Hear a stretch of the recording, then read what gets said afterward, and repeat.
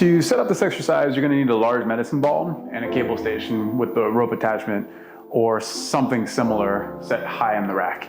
Now, to figure out the distance of how far you're gonna be from this post, usually it's about 1 foot to 1.5 feet. So if you were to grab this rope attachment and you're gonna kneel like this and then squeeze your butt, the hands are at eye level.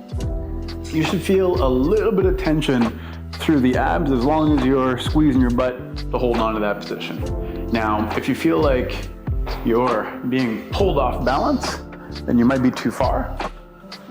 If you feel nothing trying to hold on to that position, then you might be too close. So there's a sweet spot in here where you're gonna feel a little bit of tension through the abs.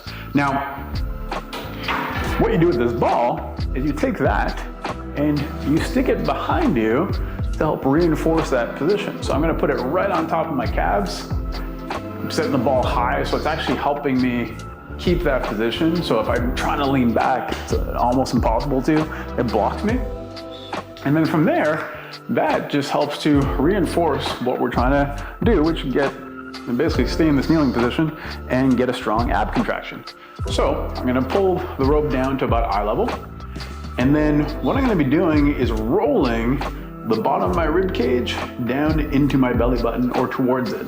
So what that looks like is I kind of squeeze my butt and then roll, pause, and then I'm gonna stretch and open up.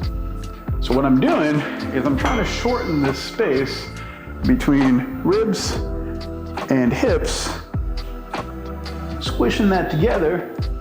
And then at the top, I'm trying to arch, stick out my butt and open that up. So if we want to think about it a lot like a bicep curl, so in a bicep curl, when we have a weight in our hand, for example, and we bring it towards us, that's contracting the muscle, so that's squeezing it. And then when we stretch the arm, that's stretching the muscle. So what we're trying to do through our abs is very similar to that. We're trying to contract them, so we're trying to squeeze that space together, shrink it. And then when we're trying to stretch it, we're trying to open up as much as we can, which gives us more range of motion, better contraction, better work. So when we're using the cable, this gives us some resistance.